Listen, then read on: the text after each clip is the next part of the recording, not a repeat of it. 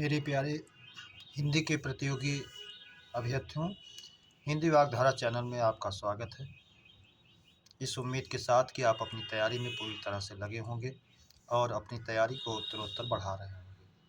आपकी प्रतियोगी परीक्षाओं में हिंदी की भी महती भूमिका है। आपकी मातृभाषा है, सरल है, आपको लगता होगा, लेकिन आप गहराई में जाएंगे तो आपको सीखने की भी ज़रूरत महसूस होती है। इन श्रृंखलाओं के प्रश्न आपकी परीक्षा के बेस पर है, परीक्षाओं में पूछे गए हैं, तो उम्मीद करता हूं इनका अध्ययन आप शुरू से अंत तक जरूर कर रहे होंगे। आइए आज की श्रृंखला के पहले प्रश्न की शुरुआत हम लोग करते हैं। आज का पहला प्रश्न है, कामायनी के रचनाकार हैं।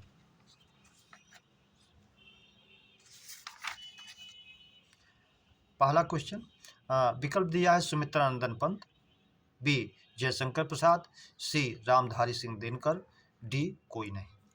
तो ये प्रसिद्ध रचना है जयशंकर प्रसाद जी की, आप जानते हैं 15 सर्कों में है। विकल्प भी हमारा सही हो जाएगा, जयशंकर प्रसाद। प्रश्न नंबर 2, बूंद अघात सहाय गिरि कैसे, खल के बचन संत सह जैसे में अलंकार है। दृष्टांत, रूपक, उत्प्रेक्षा, यमक। तो आप देख रहे हैं यमक नहीं कोई है इसका लक्षण, न उत्प्रेक्षा का न रूपक का, बल्कि दृष्टांत देकर के, उदाहरण देकर के एक का सपोर्ट दूसरे से किया गया है, इसलिए दृष्टांत अलंकार होगा। विकल्प ए हमारा सही हो जाएगा। इसमें कहा गया कि बूंद आघात, बूंद की चोट को पर्वत कैसे सहन करता है। दृष्टांत दिया, जिस प्रकार से खल के वचन, दुष्टों के वचन को संत सह जाते हैं, उसी तरह से बूंद के आघात को भी पर्वत सह जाते हैं। दृष्टांत देकर के पुष्टि की गई है, इसलिए दृष्टांत अलंकार होगा। प्रश्न नंबर 3, घोष या सघोष व्यंजन है। था, ठा, चा, सभी।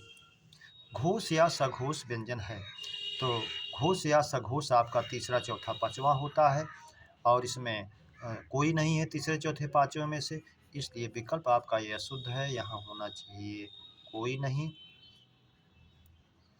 अगर ये कहता कि कौन सा अघोष व्यंजन है, तो अघोष व्यंजन में पहला दूसरा दोनों दिया गया है और सब अघोष होते, लेकिन अघोष है नहीं, इसलिए सघोष हैं, तो इसलिए कोई नहीं में जाएगा। विकल्प डी हमारा सही हो जाएगा। आप जानते हैं किसी भी वर्ग का पहला और दूसरा तीनों सा अघोष व्यंजन होते हैं, तीसरा चौथा पांचवा, और उसके बाद जो है यार, अलावा, हा, ये आपके सघोष होते हैं, तो विकल्प डी हमारा कोई नहीं। प्रश्न नंबर 4, प्राप्त करने की इच्छा करना वाक्यांश का एक शब्द है। प्रेप्सा, प्राप्तेच्छा, प्राप्तव्य, प्रापणीय। अब विकल्पों में कुछ न कुछ शुद्धता आपको दिखती है कि प्राय ये कहीं ना हो, कुछ न कुछ उसका अंश सही दिखता है आपको, लेकिन उसमें आपको शुद्धतम चयन करना होता है। अब जैसे प्राप्तेच्छा लग रहा होगा कि इसमें गुण स्वर संधि है, प्राप्त की इच्छा भी हो सकता है, लेकिन ऐसा नहीं, इसका शुद्धतम रूप प्रेप्सा होगा। विकल्प ए हमारा सही हो जाएगा, प्राप्त करने की इच्छा, प्रेप्सा। प्रश्न नंबर 5, सदाचार का संधि विच्छेद रूप है। सद प्लस आचार, सदा प्लस आचार, सत प्लस आचार, डी सदा प्लस चार। तो सत प्लस आचार, यहाँ जस्त संधि है, जस्त संधि में पदांत जस्त है, इसलिए विकल्प सी हमारा सही हो जाएगा, सत प्लस आचार, सदाचार व्यंजन संधि में। प्रश्न नंबर 6, छंदोमयी रचना है। ए गद्य, बी पद्य, सी चंपू, डी नाटक। तो छंदोमयी रचना, छंद से युक्त रचना जो होती है वो पद्य होती है, इसलिए पद्य होगा। विकल्प भी हमारा सही हो जाएगा, पद्य। प्रश्न नंबर 7, छंद के भेद हैं। ए 2, बी 3, सी 4, डी 5। तो छंद के मुख्य भेद हमारे दो होते हैं, एक मात्रिक होता है और एक वर्णिक होता है, तो इसलिए विकल्प ए हमारा सही हो जाएगा, 2, मात्रिक और वर्णिक। प्रश्न नंबर 8, सलातुरीय कहा गया है। ए आचार्य पिंगल को, बी महर्षि पाणिनि को, सी दोनों को, डी कोई नहीं। तो सलातुरी का मतलब सलातुर में रहने वाले, आप जानते हैं महर्षि पाणिनि और आचार्य पिंगल ये दोनों सगे भाई थे, महर्षि बड़े थे, आचार्य पिंगल छोटे थे और दोनों सलातुर के रहने वाले थे, जो पाकिस्तान में वर्तमान में पड़ता है। इसलिए सलातुरी अगर कहा जाए तो दोनों लोगों को कहा जाता है। विकल्प सी हमारा सही हो जाएगा, दोनों को। प्रश्न नंबर 9, अलंकार शास्त्र के जनक या प्रणेता हैं आचार्य भामह, पिंगल, कुंतक, डी कोई नहीं। अलंकार शास्त्र के जनक या प्रणेता आचार्य भामह हैं, इसलिए विकल्प ए हमारा सही हो जाएगा, आचार्य भामह। प्रश्न नंबर 10, कृताकृत में समास है, ए द्वंद्व, बी बहुव्रीहि, सी तत्पुरुष, डी कर्मधारय। तो कृताकृत आपको लग रहा होगा कृत अकृत, किया हुआ बेकिया हुआ, लेकिन ऐसा नहीं, द्वंद्व नहीं होगा। विरोध देख करके ऐसा विलोम देख करके ना माने, ये दोनों उभय पद विशेषण है। कृत भी अकृत भी दोनों विशेषण है, इसलिए उभय पद विशेषण है। और उभय पद विशेषण कर्मधारय का एक भेद है, इसलिए कर्मधारय में जाएगा। विकल्प डी हमारा सही हो जाएगा, कर्मधारय। प्रश्न नंबर 11, त्रिलोचन पर्याय है, ए त्र्यंबक, बी कपर्दी, सी धूर्जट, डी सभी। तो त्रिलोचन 3 नेत्रों वाले भगवान शंकर कहा गया है, माने जाते हैं, इसलिए त्र्यंबक, अंबक का भी शाब्दिक अर्थ नेत्र होता है। 3 नेत्रों वाले भगवान शंकर, कपर्दी, धूर्जट, ये भी भगवान शंकर का पर्याय है, इसलिए विकल्प डी हमारा सही हो जाएगा, सभी। प्रश्न नंबर 12, कंदर्प पर्याय है, ए पुष्पधन्वा, बी अतनु, सी अनंग, डी सभी। तो कंदर्प जो है ये कामदेव का पर्यायवाची है। तो पुष्पधन्वा पुष्प के धनुष है जिसके, तो ये भी कामदेव का है। अतनु जिसका कोई शरीर नहीं है, अशरीरी हैं। और अनंग भी वही पर्याय है, बिना शरीर वाले। तो तीनों ये भी हैं, इसलिए विकल्प डी हमारा सही हो जाएगा, कामदेव के तीनों पर्यायवाची हैं। प्रश्न नंबर 13, अन्विति में उपसर्ग है, अन, अन, अनु, अन्न। तो अनु प्लस इति अन्विति बनेगा और ये यण स्वर संधि का उदाहरण हो जाएगा, इसलिए विकल्प सी हमारा सही हो जाएगा, अनु प्लस इति। प्रश्न नंबर 14, खिलौना में प्रत्यय है, ए औना, बी ओना, सी ना, डी अना। तो इसमें मूल शब्द है खेल और औना प्रत्यय है, इसलिए प्रत्यय पूछ रहा है, तो हमारा विकल्प ए ही सही हो जाएगा, औना। प्रश्न नंबर 15, अनाधिकार का विच्छेद है। अनाधिकार अशुद्ध शब्द है, इसको अनाधिकार है, इसका शुद्ध शब्द है अनधिकार। वर्तनी शुद्धि में आपको अनधिकार जब दे तो आप इसको अशुद्ध माने। ये मूल शब्द है, इसका अनधिकार का विच्छेद रूप है, अन प्लस अधिकार, अन प्लस अधिकार, अना प्लस धिकार, अनाधिकार, अनाधि प्लस कार। तो अन जो हल चिन्ह युक्त होगा वही अधिकार में जुड़ करके अनधिकार शब्द बनता है और शुद्ध रूप होता है, इसलिए विकल्प भी हमारा सही हो जाएगा, अन प्लस अधिकार। अशुद्ध रूप त्रुटिवश अनाधिकार लिख दिया गया है, जो वर्तनी की दृष्टि से अशुद्ध है और वर्तनी शुद्धि में भी आपसे पूछेगा तो आप इसको अनधिकार के रूप में ही इसको शुद्ध माने। अगला प्रश्न नंबर 16 हमारा है, आंगना, अंगना समश्रुत भिन्नार्थक शब्द का अर्थ है। तो अगना का आंगन, अंगना का स्त्री, आपका पहला ही विकल्प सही है। अगला, अपूर्ण, साध्य, कृत, डी कोई नहीं से कोई मतलब नहीं। प्रश्न नंबर 17, सूत का तत्सम है, ए सूता, बी सूत्र, सी सूत, डी सभी। तो सूत का तत्सम सूत्र होता है, इसलिए विकल्प भी हमारा सही हो जाएगा, सूत्र। अगला प्रश्न नंबर 18, अंधकार, अंधकारी समश्रुत भिन्नार्थक शब्द का अर्थ है, अधेरा एक राग विशेष, तम आलोक, सी दोनों, डी कोई नहीं। तो अंधकार आप जानते हैं अधेरा होता है और अंधकार जो है एक राग विशेष का नाम है, इसलिए विकल्प ए ही हमारा सही हो जाएगा, अधेरा एक राग विशेष।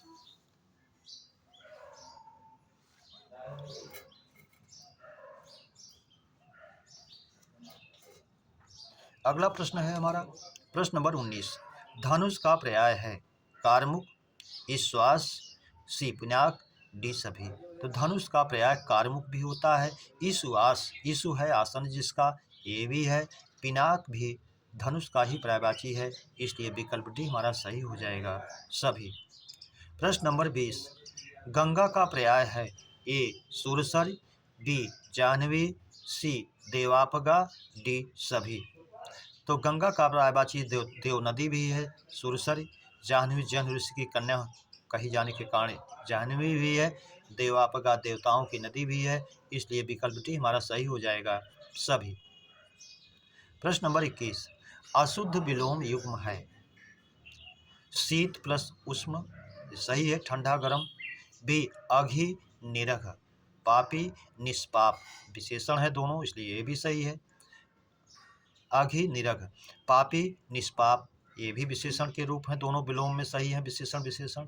डी अहंकारी निरहंकारी, अहंकारी अहंकार करने वाला, निरहंकारी शुद्ध रूप हो गया और इसका शुद्ध रूप होगा अहंकारी का निरहंकार, अगर होता तो शुद्ध होता, इसलिए विकल्प डी हमारा हो जाएगा अशुद्ध। प्रश्न नंबर 22, अशुद्ध तद्भव तत्सम युग्म है ए बालू बालुका, ये शुद्ध है। बीघा विग्रह, ये भी शुद्ध है। धोना धवन, ये भी शुद्ध है। राख रक्षिका अशुद्ध है। राख या खार का दोनों का तत्सम एक होता है क्षार, और राखी का तत्सम होता है रक्षिका, इसलिए विकल्प डी हमारा अशुद्ध है। प्रश्न नंबर 23, कठिन में या प्रत्यय का योग होने पर उसका रूप होगा ए कठिन्य, बी काठिन्य, सी कठिनय, डी कोई नहीं। तो कठिन में जब या प्रत्यय जोड़ेंगे तो कठिन शब्द के पूर्ववर्ती स्वर का, कठिन में जो प्रथम वर्ण का स्वर है उसका वृद्धि हो जाएगी, तो कठिन का काठिन्य हो जाएगा, इसलिए विकल्प भी हमारा सही हो जाएगा। प्रश्न नंबर 24, तैरने की इच्छा करना वाक्यांश का एक शब्द है तितिक्षा, तितीर्षा, शिशिक्षा, डी विवाक्षा। विवाक्षा बोलने या कहने की इच्छा होता है इसलिए नहीं है। शिशिक्षा रचना करने की इच्छा होता है इसलिए नहीं है। तितीर्षा तैरने की इच्छा होता है इसलिए यही होगा, विकल्प भी हमारा सही हो जाएगा। प्रश्न नंबर तितिक्षा जो है सर्दी गर्मी वर्षा को सहन करने की क्षमता अगर होता तो ये भी हो जाता। प्रश्न नंबर 25, फोड़ा का तत्सम है ए फोट, स्फोट, स्फुटन, स्फट। तो फोड़ा का स्फोट होता है, इसलिए विकल्प भी हमारा सही हो जाएगा। प्रश्न नंबर 26, चक्रपाणि दर्शनार्थ में समास है ए बहुरी, बी अव्ययी भाव, सी तत्पुरुष, डी कर्मधारय। ये प्रश्न परीक्षा में पूछा गया है कई बार, इसलिए इसको विशेष रूप से आप जानते रहिए। अगर चक्रपाणि होता तो ये भगवान विष्णु का पर्याय होता और बहुव्रीहि समास होता, लेकिन ये दर्शनार्थ जो है अव्यय के रूप में प्रयोग हुआ है और चक्रपाणि के बाद में हुआ है, अपवाद में ये उपसर्ग के रूप में प्रयोग हुआ है और इसमें जुड़ करके चक्रपाणि को भी अव्ययी बना देता है, इसलिए अव्ययी भाव समास हो जाता है, विकल्प भी हमारा सही हो जाएगा अव्ययी भाव। प्रश्न नंबर 27, लिंग पुरुष और वचन के अनुसार अविकारी है ए निडर, बी लड़का, सी गाय, डी घोड़ा। तो इसमें 3 हमारे विकारी हैं जिनका रूप बदलेगा, घोड़ा का घोड़े भी कर देंगे, गाय का गाय, लड़का का लड़के, लेकिन निडर जो है अविकारी है लिंग वचन पुरुष के अनुसार, इसलिए विकल्प ए हमारा सही हो जाएगा निडर। प्रश्न नंबर 28, रात भर जागना अच्छा नहीं है में अविकारी रूप है समुच्चय बोधक, संबंध बोधक, क्रिया विशेषण, विस्मय आदि बोधक।